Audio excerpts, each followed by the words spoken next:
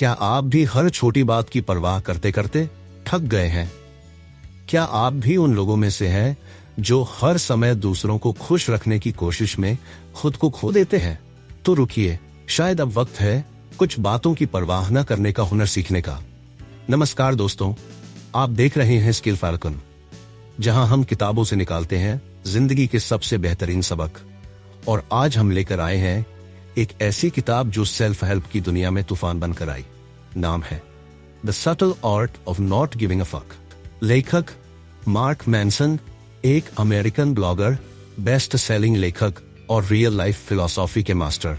यह किताब ना मोटिवेशनल कोट्स देती है, ना ही आपको बताती है कि बस पॉजिटिव सोचो और सब ठीक होगा, बल्कि यह आपको सीधा, कड़वा और सच बोलने वाला थप्पड़ देती है कि जिंदगी में हर चीज की परवाह करना बंद करो और सिर्फ उन्हीं चीजों की परवाह करो जो सच में मायने रखती हैं। तो चलिए शुरू करते हैं इस किताब की उन बातों से जो आपकी सोच को हिला देंगी और शायद जिंदगी को भी थोड़ा आसान बना देंगी।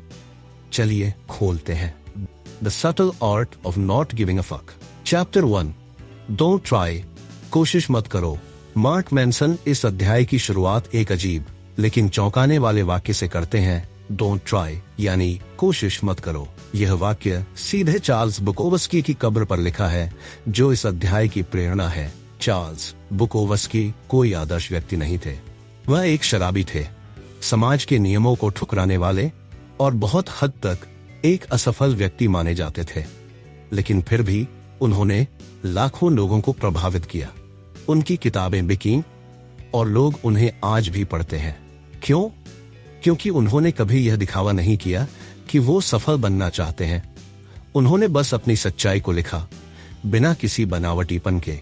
एग्जाम्पल, बुकोवस्की जब तक जीवित रहे उन्होंने कई बार नौकरियां छोड़ी, बार बार रिजेक्ट हुए, लेकिन उन्होंने अपनी नाकामियों को ही अपनी ताकत बना लिया। जब एक पब्लिशर ने उन्हें मौका दिया, उन्होंने पहला उपन्यास लिखा और कवर लेटर में यही लिखा, I have nothing to lose, I write because I must. मेरे पास खोने को कुछ नहीं है, मैं इसलिए लिखता हूं क्योंकि मुझे लिखना जरूरी लगता है। मार्क मैनसन इस विचार से हमें यह सिखाना चाहते हैं कि जबरदस्ती कोशिश करने और खुद को जबरन बेहतर दिखाने की कोशिश करने से कुछ हासिल नहीं होता। असली संतुलन और शांति तब आती है जब हम यह स्वीकार कर लेते हैं कि हम जैसे हैं वैसे ही ठीक है। Quote, The desire for a more positive experience is itself a negative experience।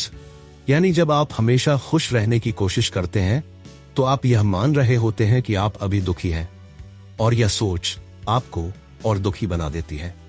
लेखक हमें यह भी समझाते हैं कि आज के सेल्फ हेल्प कल्चर में हर कोई बस सक्सेसफुल, हैप्पी और अच्छा इंसान बनने की भाग दौड़ में है, लेकिन यह सब सिर्फ दिखावा है। असली आत्मस्वीकृति तब आती है जब हम कहते हैं, मुझे हर चीज में अच्छा नहीं होना है, मुझे हर बात की परवाह नहीं करनी है। Quote, not giving a fuck does not mean being indifferent, it means being comfortable with being different. परवाह न करना मतलब उदासीन होना नहीं है, बल्कि यह है कि आप अपने अलग होने में सहज हो जाए। इस अध्याय का सार यही है। सच्ची शांति तब मिलती है जब आप अपने भीतर झांकते हैं और यह मानते हैं कि आपको हर चीज में महान बनने की जरूरत नहीं है। आप जैसे हैं वैसे ही ठीक है। आपका मूल्य इस बात में नहीं कि आप कितना हासिल करते हैं, बल्कि इस बात में है कि आप कितने ईमानदार हैं अपने आप से। Chapter 2, happiness is a problem. खुशी खुद एक समस्या है।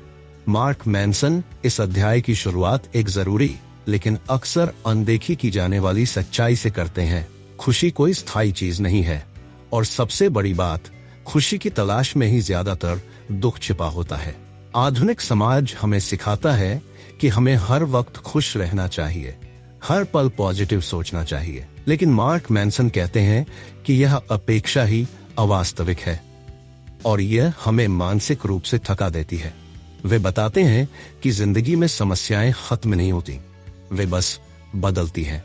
एक समस्या सुलझती है तो उसकी जगह कोई दूसरी ले लेती है। इसलिए सवाल यह नहीं है कि आपकी जिंदगी में समस्या है या नहीं, बल्कि असली सवाल यह है, क्या आपकी समस्याएं बेहतर होती जा रही हैं? एग्जाम्पल, मान लीजिए कोई इंसान बेरोजगार है, उसके लिए नौकरी पाना एक समस्या है। जब उसे नौकरी मिल जाती है तो अब समय पर पहुंचना, लक्ष्य पूरे करना और ऑफिस की राजनीति समझना नई समस्याएं बन जाती हैं। तो जिंदगी में हमेशा समस्याएं रहेंगी, फर्क बस इतना है कि आप किन समस्याओं से जूझना पसंद करते हैं। Quote, Life is essentially an endless series of problems. The solution to one problem is merely the creation of another. जिंदगी मूल रूप से समस्याओं की एक अंतहीन श्रृंखला है। एक समस्या का हल केवल किसी दूसरी समस्या की शुरुआत होती है। मार्क मैनसन यह भी कहते हैं कि खुशी कोई चीज नहीं जो कहीं बाहर है, वह तब आती है जब आप एक अर्थपूर्ण समस्या को सुलझाने में लगे रहते हैं। यानी जब आप किसी ऐसे काम में लगे हो जो आपके लिए मायने रखता हो, तो उस प्रक्रिया में ही आपको संतोष मिलने लगता है। Quote, True happiness occurs only when you find the problems you enjoy having and enjoy solving. सच्ची खुशी तब आती है जब आप ऐसी समस्याएं ढूंढ लेते हैं जिनसे जूझना आपको अच्छा लगता है।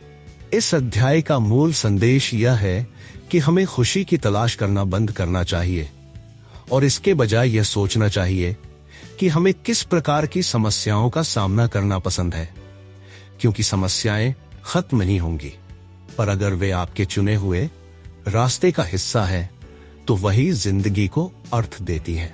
Chapter 3, you are not special, तुम खास नहीं हो। यह अध्याय एक ऐसी सच्चाई के साथ शुरू होता है जिसे सुनना शायद किसी को अच्छा न लगे, लेकिन जरूरी है।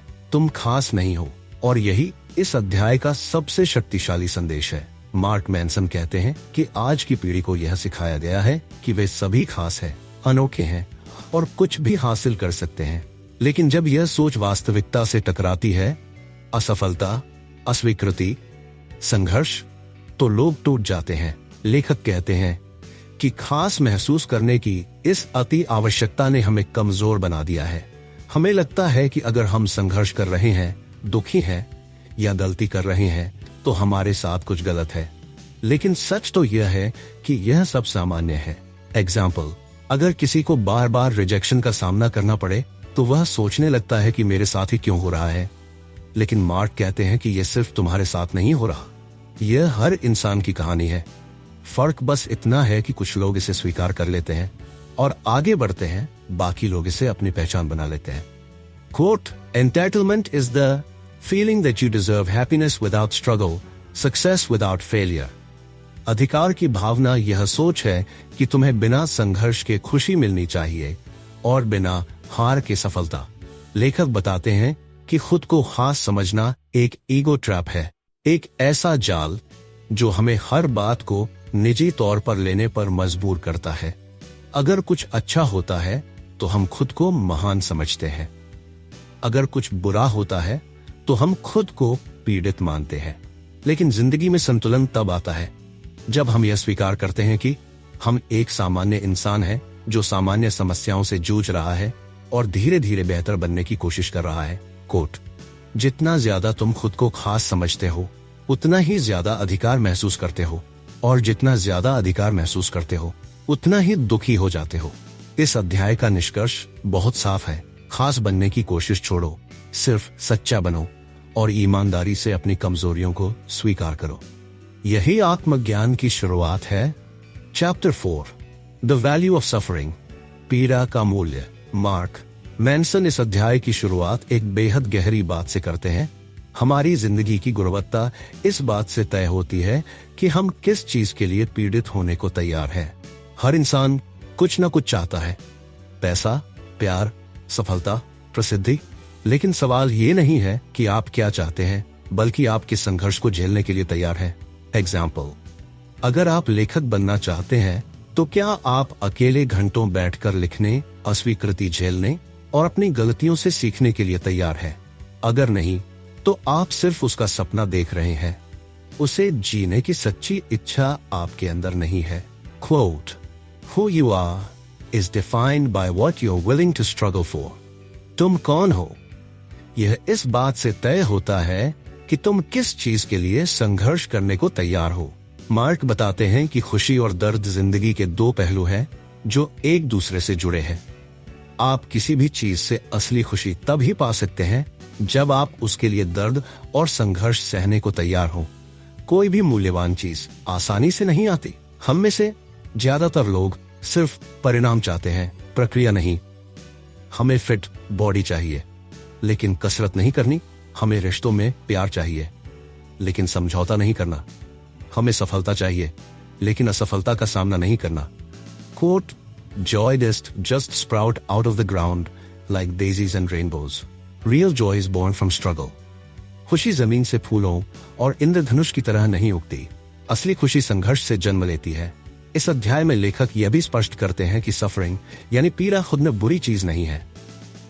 असल में अगर आपने सही पीड़ा चुनी है तो वही आपको गहराई, आत्मसमझ और जीवन का अर्थ देती है। एग्जाम्पल, एक माँ जो अपने बच्चे के लिए रात भर जागती है वह थक जाती है लेकिन यह पीड़ा अर्थपूर्ण है। एक कलाकार जो महीने भर पेंटिंग में जुटा रहता है वह कभी कभी हताश हो सकता है लेकिन यह संघर्ष उसकी रचना को जीवन देता है। चैप्टर 4 का सार, आपकी जिंदगी में सुख और अर्थ तभी आएगा जब आप यह तय करेंगे कि आप किस चीज के लिए पीड़ित होने को तैयार हैं। यह अध्याय हमें सिखाता है कि भागने से कुछ नहीं होगा। हमें अपने संघर्ष चुनने होते हैं और वही हमारे चरित्र, हमारे रिश्तों और हमारे जीवन की दिशा तय करते हैं।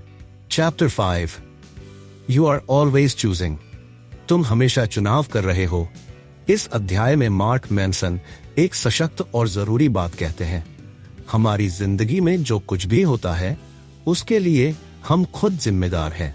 हो सकता है कि हमारे साथ कुछ बुरा हुआ हो, कोई धोखा, गलती या नुकसान, लेकिन हमें हमेशा यह तय करने की आजादी है कि हम उस पर कैसे प्रतिक्रिया देंगे। हमेशा हमारे हाथ में नहीं होता कि हमारे साथ क्या होगा, लेकिन यह हमेशा हमारे हाथ में होता है कि हम उसका अर्थ कैसे निकालते हैं और कैसे जवाब देते हैं। एग्जाम्पल, मान लीजिए कि किसी का एक्सीडेंट हो गया और वह चल नहीं सकता। यह उसकी गलती नहीं है, लेकिन अब उसके पास दो विकल्प हैं। एक, वह खुद को पीड़ित मानकर पूरी जिंदगी दुहक में बिताए दो, या वह इस परिस्थिति में भी कोई नया अर्थ ढूंढे, जैसे पैरालंपिक एथलीट बनना या दूसरों को प्रेरित करना। मार्क मैनसन कहते हैं कि हम हर दिन, हर पल कोई ना कोई चुनाव कर रहे होते हैं, चाहे वो सोचने का तरीका हो, प्रतिक्रिया हो या जीवन का मार्ग। और जब हम यह मान लेते हैं कि मैं जिम्मेदार हूं अपने जवाबों का, तभी असली आजादी मिलती है। Quote, with great responsibility comes great power. बड़ी जिम्मेदारी के साथ ही असली ताकत आती है। यह लाइन स्पाइडरमैन से उल्टी है पर गहराई में बहुत सच्ची है। जब आप यह मान लेते हैं कि मेरी जिंदगी की दिशा मेरे चुनावों पर निर्भर है, तब आप पीड़ित से निर्माता बन जाते हैं। एग्जाम्पल, एक कर्मचारी जो अपने बॉस की सख्ती से हमेशा चिढ़ता है, वह या तो रोज शिकायतें करता रहेगा या यह सोच सकता है कि क्या मैं कहीं और बेहतर काम कर सकता हूँ, क्या मैं अपने अंदर कुछ सुधार ला सकता हूँ। यानी आपका अनुभव, आपकी व्याख्या और आपकी प्रतिक्रिया, ये सब आपके ही चुनाव है। चैप्टर 5 का सार, आप जो भी महसूस करते हैं, जो भी करते हैं, वह आपका चुना हुआ है। हो सकता है परिस्थिति आपकी ना हो, लेकिन उस परिस्थिति में आप कौन बनते हैं वह पूरी तरह आपका चुनाव है। Chapter 6, You're wrong about everything, but so am I. तुम हर चीज में गलत हो और मैं भी। यह अध्याय एक बेहद विनम्र लेकिन गहरा विचार लेकर आता है। हम में से कोई भी हमेशा सही नहीं होता। असल में ज्यादातर समय हम सब किसी न किसी स्तर पर गलत ही होते हैं। मार्क मैनसन कहते हैं कि हमारे जीवन के ज्यादातर दर्द, संघर्ष और भ्रम का कारण यही है कि हम अपनी सोच को अंतिम सत्य मान लेते हैं। लेकिन सच यह है कि सच्चाई कोई निश्चित चीज नहीं है, वह अनुभव के साथ बदलती रहती है। Quote, Growth is an endlessly iterative process. When we learn something new, we don't go from wrong to right. Rather, we go from wrong to slightly less wrong. विकास एक अंतहीन प्रक्रिया है। जब हम कुछ नया सीखते हैं तो हम गलत से सही नहीं जाते, हम सिर्फ पहले से थोड़े कम गलत हो जाते हैं। एग्जाम्पल, सोचिए, आपने कभी मान लिया था कि पैसे से सब कुछ खरीदा जा सकता है। फिर जिंदगी में ऐसे अनुभव आए जब पैसा होने के बावजूद आप अकेले या अधूरे महसूस करने लगे। तब आपको यह समझ आया कि असली संतोष किसी और चीज में है। यह बदलाव इस बात का संकेत है कि आप पहले जो सोचते थे वो पूरी तरह सही नहीं था और अब आप थोड़े कम गलत हो गए हैं। यही विकास, ग्रोथ है। मार्क मैनसन इस अध्याय में इंटेलेक्चुअल ह्यूमिलिटी यानी बौद्धिक विनम्रता की बात करते हैं। यह मान लेना कि मैं गलत हो सकता हूं और इसीलिए मुझे सीखते रहना चाहिए। Quote, certainty is the enemy of growth. निश्चितता विकास की दुश्मन है। जब हम किसी चीज को लेकर पूरी तरह पक्के हो जाते हैं तो हम सीखने और बदलने की क्षमता खो देते हैं। दूसरों की बात सुनना, अपनी मान्यताओं को जांचना, यही हमें बेहतर इंसान बनाता है। एग्जाम्पल, मान लीजिए कोई मानता है कि सफलता सिर्फ पढ़ाई से आती है, लेकिन बाद में वह किसी ऐसे इंसान से मिलता है जिसने बिना डिग्री के बड़ा व्यापार खड़ा किया। तब उसकी सोच बदलती है। यह बदलाव तब आता है जब हम ये मान लेते हैं कि हम गलत हो सकते हैं। चैप्टर 6 का सार, हम सभी गलत हैं। सवाल यह नहीं है कि मैं सही हूं या नहीं, सवाल यह है कि क्या मैं अपनी सोच में सुधार कर रहा हूं।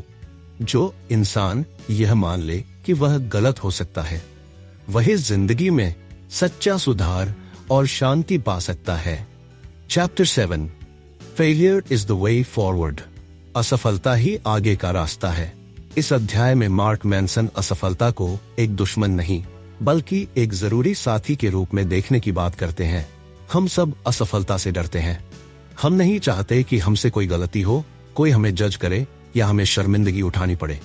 Quote, improvement at anything is based on thousands of tiny failures, and the magnitude of your success is based on how many times you failed at something. किसी भी चीज में सुधार हजारों छोटी असफलताओं पर आधारित होता है और तुम्हारी सफलता की गहराई इस बात पर निर्भर करती है कि तुम कितनी बार असफल हुए हो। एग्जाम्पल, एक जिम जाने वाला इंसान हर दिन मसल्स फेलियर तक एक्सरसाइज करता है, यानी जब मसल्स जवाब दे देते हैं वह असफल हो रहा है, लेकिन यही असफलता उसे ताकतवर बना रही है। इसी तरह अगर आप किसी नई स्किल को सीख रहे हैं, जैसे गिटार बजाना या स्टार्टअप शुरू करना, तो असफलता शुरुआत में तय है, लेकिन हर बार जब आप गिरते हैं और फिर उठते हैं, आप सीखते हैं। गलती करना विकास का आधार है। हमारी संस्कृति अक्सर यह दिखाती है कि सफल लोग असाधारण होते हैं, लेकिन सच्चाई यह है कि वे असाधारण नहीं बल्कि बार बार गिरकर उठने वाले साधारण लोग होते हैं। Quote, The failures are simply stepping stones. It's not a question of will you fail. You will. The question is how will you respond. असफलताएं सिर्फ सीढ़ियां हैं। सवाल यह नहीं है कि क्या तुम असफल होगे, तुम जरूर होगे। सवाल यह है कि तुम उसका जवाब कैसे दोगे। एग्जाम्पल, थॉमस एडिसन ने बल्ब बनाने से पहले 1000 बार असफल प्रयोग किए। उन्होंने कहा, I have not failed. I have just found 1000 ways that won't work. हमें हर असफलता को एक फीडबैक की तरह देखना होगा, न कि फिनिश लाइन की तरह। चैप्टर 7 का सार, अगर आप कुछ बड़ा पाना चाहते हैं तो गिरना सीखिए। हर असफलता आपको यह सिखाती है कि अगली बार क्या अलग करना है। असफलता ही वह रास्ता है जिससे होकर सफलता आती है। Chapter 8, the importance of saying no. ना कहने का महत्व। मार्क मैनसन इस अध्याय में एक बहुत ही जरूरी और अनदेखी गई कला के बारे में बात करते हैं, ना कहने की कला। हम में से ज्यादातर लोग सबको खुश रखना चाहते हैं। हम हाँ कहकर रिश्ते बनाए रखते हैं, टकराव से बचते हैं और लोगों की अपेक्षाएं पूरी करने में लग जाते हैं। पर इससे क्या होता है, हम खुद की सीमाओं को खो बैठते हैं। Quote, We all must give a fuck about something. The question is, what do we choose to give a fuck about? हमें किसी न किसी चीज की परवाह करनी ही होती है। असली सवाल ये है, हम किस चीज की परवाह करना चुनते हैं। यह अध्याय हमें यह समझाता है कि अगर हम हर चीज को हाँ कहते रहेंगे तो हम अपने समय, ऊर्जा और सम्मान की बलि दे देंगे। एग्जाम्पल, मान लीजिए एक दोस्त हर हफ्ते आपसे काम में मदद मांगता है और आप हर बार हाँ कहते हैं। भले ही आपको अपना काम अधूरा छोड़ना पड़े। धीरे धीरे आप महसूस करते हैं कि आपकी सीमाएं टूटी जा रही हैं और आपकी प्राथमिकताएं कहीं खो गई हैं।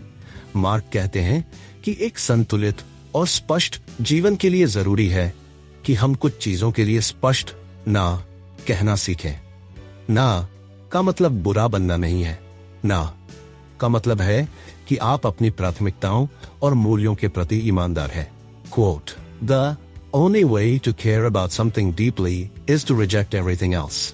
किसी चीज की सच्ची परवाह तभी की जा सकती है जब बाकी सबको ठुकराने की हिम्मत हो। यह अध्याय यह भी बताता है कि सीमाएं, बाउंड्रीज तय करना जरूरी क्यों है, ताकि लोग आपको समझें, न कि इस्तेमाल करें, ताकि आप उन चीजों पर ध्यान दे सकें जो वाकई मायने रखती हैं, ताकि आप क्लियर और ईमानदार रिश्ते बना सकें। एग्जाम्पल, एक व्यक्ति जो हर बार ऑफिस में ओवर टाइम करता है क्योंकि वो ना नहीं कह पाता, उसका ना परिवार के लिए समय बचता है, ना खुद के लिए। जब उसने एक दिन सीधा और विनम्र ना कहा, उसे एहसास हुआ कि कोई भी नाराज नहीं हुआ, उल्टा उसकी जिंदगी में एक नई आजादी आ गई। Chapter 9 and then you die, और फिर तुम मर जाते हो। यह अध्याय सबसे गहरी और सबसे कड़वी सच्चाई से रूबरू कराता है, मृत्यु। मार्क मैनसन कहते हैं कि ज्यादातर लोग इस विषय से बचते हैं, लेकिन मौत का सामना करना ही जिंदगी को सच में जीने का रास्ता खोलता है। Quote, Death is the only thing we can know with any certainty, and yet we run from it. मौत ही एकमात्र चीज है जिसे हम पूरी निश्चितता से जानते हैं, फिर भी हम उससे भागते हैं। यह अध्याय बताता है कि जब हम मृत्यु को स्वीकार करना सीख जाते हैं, तब हमें यह भी समझ आने लगता है कि हमें अपनी जिंदगी में क्या मायने देना है और क्या छोड़ देना है। एग्जाम्पल, मार्क एक घटना शेयर करते हैं। उनके एक करीबी दोस्त की एक ट्रेजिक हादसे में मौत हो जाती है। यह घटना उन्हें तोड़ देती है, लेकिन यहीं से उनकी सोच में एक नया मोड़ आता है। अगर मैं भी कल चला जाऊं, तो क्या मैं उस इंसान के रूप में याद किया जाऊंगा जो मैं बनना चाहता था? ये सवाल हमें झकझोर देता है। हम रोज छोटी छोटी बातों की चिंता करते हैं, दूसरों की नजर में परफेक्ट दिखने की कोशिश करते हैं, लेकिन भूल जाते हैं कि हमारा वक्त सीमित है। Quote, You are going to die someday, and that's what makes life so valuable. तुम एक दिन मरने वाले हो, और यही बात जिंदगी को बेशकीमती बनाती है। यह अध्याय हमें क्या सिखाता है? मृत्यु को याद रखना हमें ईगो और अहम से मुक्त करता है। यह हमें सिखाता है कि आज का सबसे ज्यादा मूल्य है। यह हमें प्रेरित करता है कि हम अपने सच्चे मूल्यों और पसंद की जिंदगी की ओर बढ़ें। एग्जाम्पल, अगर आप जानते हैं कि आपके पास सिर्फ 1 साल बचा है, तो क्या आप वही नौकरी करेंगे जो आपको थका देती है? क्या आप उन्हीं रिश्तों में बने रहेंगे जो आपको तोड़ते हैं, या आप वह करने की हिम्मत करेंगे जिसे आप सच में जीना कहते हैं?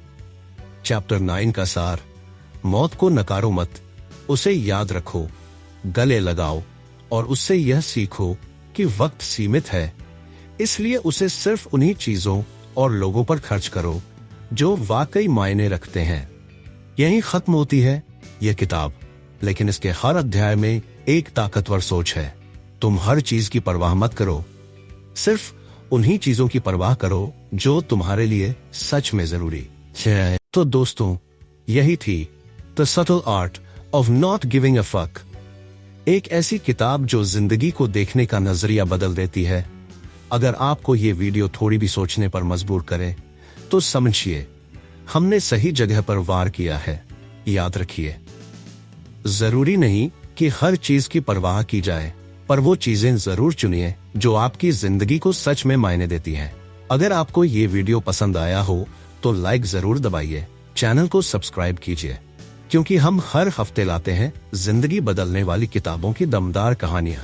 और नीचे कमेंट करके जरूर बताइए कि इस किताब में आपका पसंदीदा चैप्टर कौन सा था और क्यों।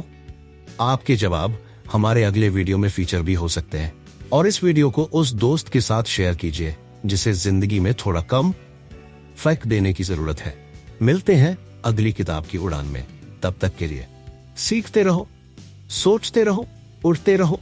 जय हिंद।